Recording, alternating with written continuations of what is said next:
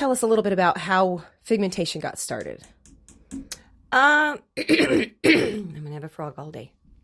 Figmentation Foundation was, first it started out, I worked with, I've been doing costumes and props and things for theater and what have you for years in the community. But I got an opportunity to work alongside Jonathan Diaz, who wrote a book called True Heroes. And I was asked to help with a costume for one of the little boys. The book a little bit is about critically ill children, and if they could be anything, what would they be? And I got to work with a little boy named William Wainwright, and William wanted to be a dragon rider, and he designed his costume, and he knew exactly what he wanted and how he wanted it, and it just sparked something in the process of doing that for this little boy. And then finding out what the process was and how it worked, and having this mother come and tell us later what the costume meant to this little boy. And the reality was he stopped being little William with leukemia, and he became Sir William Wainwright, the Dragon Rider. Mm-hmm. And I'd been doing this for a long time. So for me, it was just a natural thing. But I thought, when the book was published, it can't stop here. There's so many other kids that we need to reach. And originally it just started out, I wanted to just make costumes for kids, because costumes, the costume is the portal. Right. It empowers the child no matter what they're going through. And so that's what it kind of started out to. But then as I started realizing what needed to happen, it was a huge collaboration. Oh my gosh. I talked to hundreds of people that I knew and I worked with, and you and everybody, family, friends, everybody. And it sort of just evolved the way it was supposed to. Well, tell me a little bit about what made William's costume so different. Well, first off, most little kids, every Halloween, they want to be Iron Man, Spider-Man, Superman. They want to be a superhero. But with little kids that are ill or have suffered a trauma or have gone through something in childhood where that innocence is lost, it means so much more. The costume, and William didn't want to be another superhero. He knew who he wanted to be. He wanted to be a dragon rider. And he loved the movie with Hiccup and Astrid in How to Train Your Dragon. And his mama told us that it was a lot like William to want to be a dragon rider instead of somebody who slayed a dragon. And so, but he knew what he wanted to be. He didn't want to be some other superhero. And of course, he wanted to design his own costume. He wanted to be in that. That just started screaming out loud in our head. This is exactly what it needs to be. They need to choose who they are. And how empowering is that for a little kid? I mean, this is what So what William wanted was to be himself as a dragon rider, not Hiccup, not some other character in a movie, but himself. No, right. And the impact that made, because it was his hero, not a story written by someone else, but a story written for William, about William.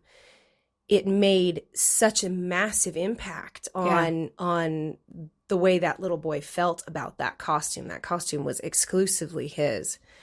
And he designed it. He did. So he told me exactly what he wanted in it. And he did. He drew it and then described it to you. And you drew up a mock-up, and he made corrections because he knew what he wanted. Well, and his favorite characters were Hiccup and Legolas. Yeah. And so he wanted to combine some of those kind of, he liked those. Right. So we did. We combined. Took some elements from here and there and some inspiration. And of course with his direction. Because absolutely. He knew what he wanted. You can actually see William. He's over there in the corner on the shelf. Yeah. That's the book True Heroes, and our little boy. Yeah. That, as far as we're concerned, William is the inspiration for Figmentation. William is the inspiration for Figmentation. Yeah. It was because he wanted to be himself in a costume that it finally occurred to the rest of us adults in the world who were just missing the point that it needed to be theirs, their idea, their costume. And in order to get to the costume, we have to go through the story.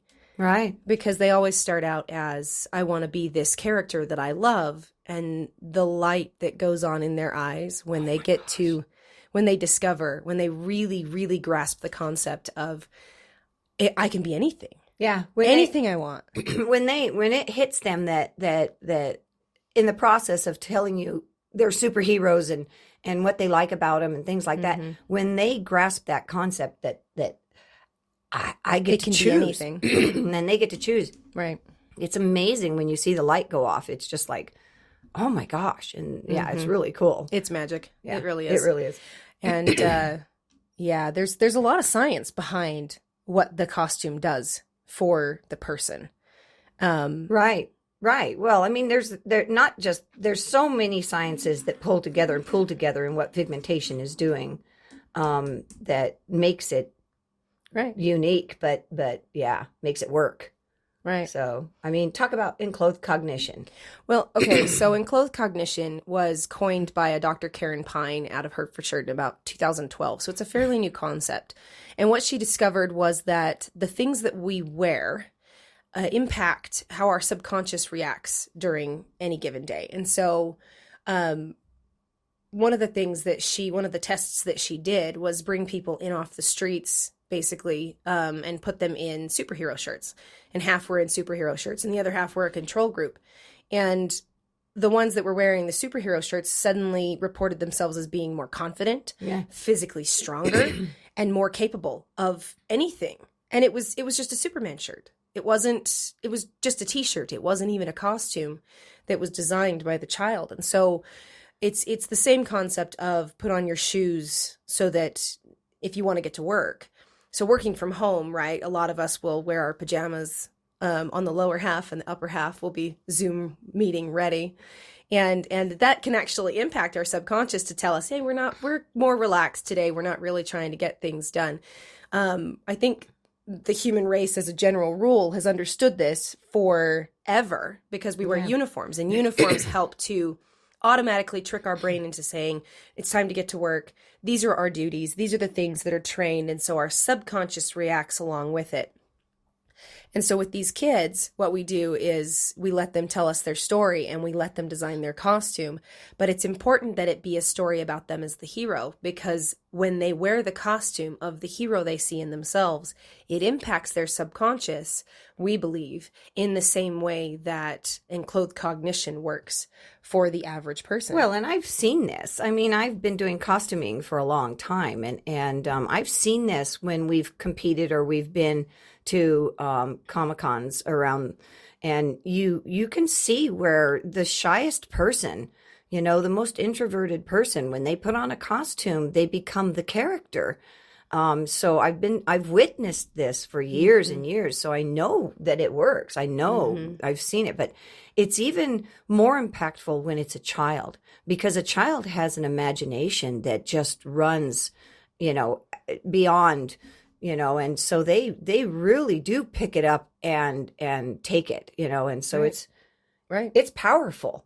Right. It's powerful. It's powerful in adults, but it's even more powerful in children. Right. So that's just the first step, though, because the costume is only one part of it. The next part is when we let them sit and play pretend while wearing their costume. They get to act out their story where they're the hero. Right. So they get to, and this is where the science of play therapy inspired this portion of it, because what happens is they get to play out their feelings. They get to see themselves as the hero. They get to see themselves doing hard things, and the impact that has on their brain when it comes to not just hope, but it gives them the superhero mindset, which is the courage to keep fighting. Even when things are hard, even when things feel impossible, it's the courage to keep fighting.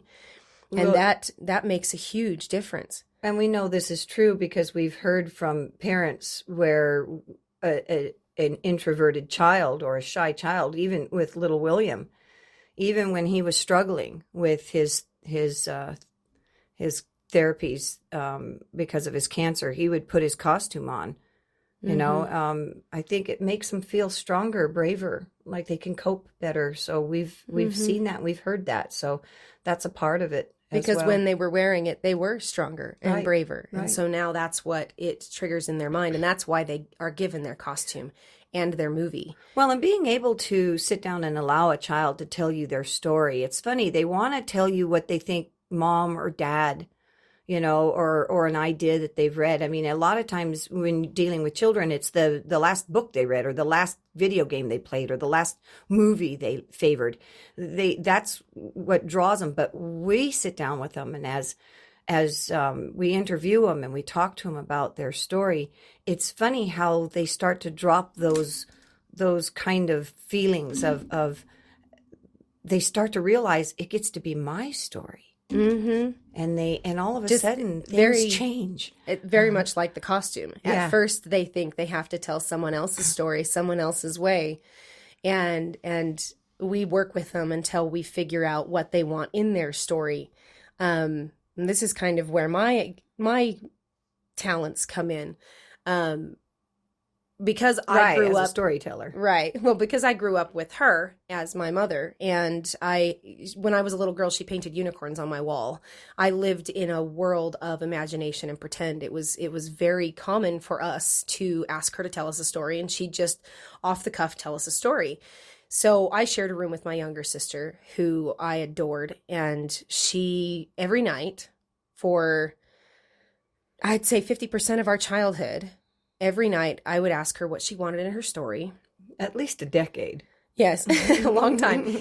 And I would ask her what she wanted in her story, and I would make up a story off the cuff with the elements that were in the story.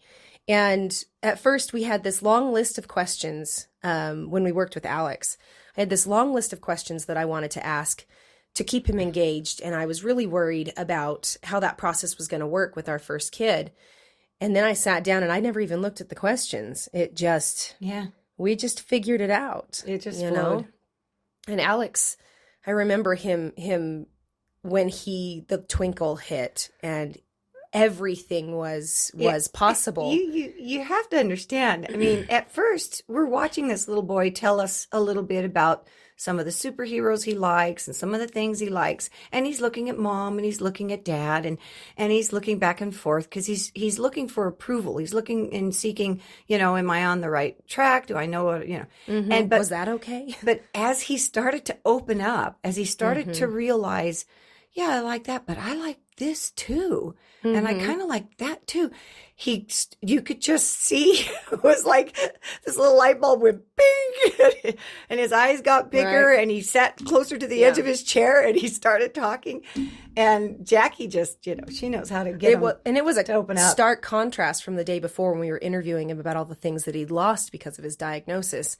On this particular day, his mom and dad just looked at each other in shock. They had no idea they didn't know that was in him. It was great. It was so great. It was so great.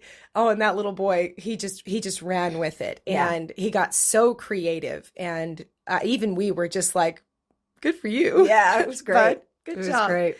And that's half the fun. Yeah. Once you understand their story, and they are the hero in that story, the costume comes naturally.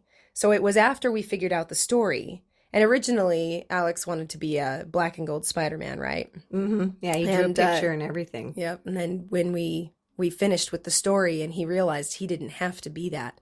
Yeah. And I said to him, okay, so we haven't figured out your symbol yet. Yeah, we haven't figured out why you got your superpowers. In Spider-Man's story, he had a spider on his chest because he got bit by a spider. But what gave you your superpowers? Yeah. And I watched that little boy go, oh, wow. Yeah. I get to pick. I get to pick. Yeah. And then he realized his costume could be whatever he wanted it to be. Yeah.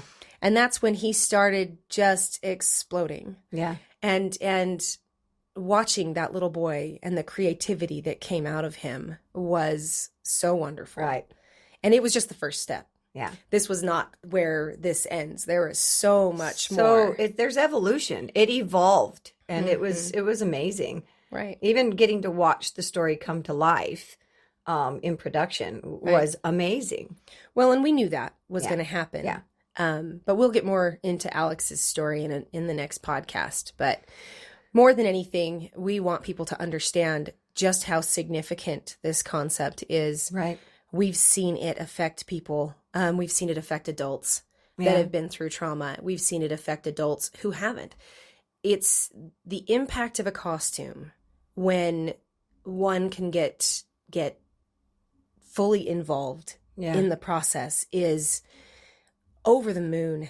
Yeah. And for these kids, they become completely uninhibited from the world around them and become that, but it's all about pretend play. It is. And there's a lot of science behind the pretend play too. Right. That goes back 100 That's so years. Healing. Right. So the science behind pretend play that we've discovered is that empathy is directly connected to creativity.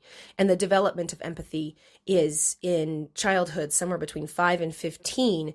These kids and the way that their imaginations work and the way their little brains are exploding at the time, and they are over the top. And the science behind pretend play is that the less structured and the more the child is allowed to just play pretend and play it from different angles, play the villain, play the imperiled, play the hero, they get to see that builds their perspective when they get to play the role playing. And we teach out of the box thinking the same way. All of these different skills, these unique problem solving skills. I have not yet met an artist who doesn't have an ability to solve problems from a completely different angle. Yeah. It's a visual perspective as well. Absolutely. Well, let's face it, and this is my favorite saying, there's no innovation without imagination. Right. It takes somebody saying there must be a better way and then figuring it out. And that's where it all comes from. And so all these ideas come from somebody's imagination. Superheroes all come from somebody's imagination. And so we want it to come from our kids' imagination, not somebody else's. Well, when you consider the fact that a flip phone was first featured in a comic book in the 1930s. Yeah. Right. So these and going to the moon was Jules Verne in the 1800s. Yeah. I mean, creativity creates this. You may not even be the one that creates the innovation, but if you're the one with the idea, you could change the world. Yeah. And without even thinking about it. So one of the things that we wanted to do is encourage these kids to play pretend again, the way that previous generations have been able to, so that we don't lose this part of childhood development. Well, those are some of the secrets behind the scenes with Figmentation is if you sit and listen to a group of children play, just sit quietly and observe them. There's 2 key phrases that children use over and over, no matter the group, no matter where they're at, no matter what kind of play, that you hear children say. The first one is, and then? That's it. Everything between. And then this happened. And then we did that. And that's it. And the other one, and we use it as our acronym, is what if? What if? And it's always adding in. It's always imagining. It's always going over the top. And that's what we call our production crew and team and our creative council is the what if team. We help animate their imaginary figment. There you go. That's it. What if? Anyways, and it's a great phrase, but if you watch children, those are the 2 that we hear over and over again because they're thinking, they're imagining, what if this then? And then that happens. So it's amazing. Yeah. I love it. And that's where children develop the ability to have creative problem solving skills and to think outside of the box and be able to really innovate within their own mind the possibilities. I tell my kids all the time, boredom's good for you because your inner mind is infinite and sometimes you just sit on the surface.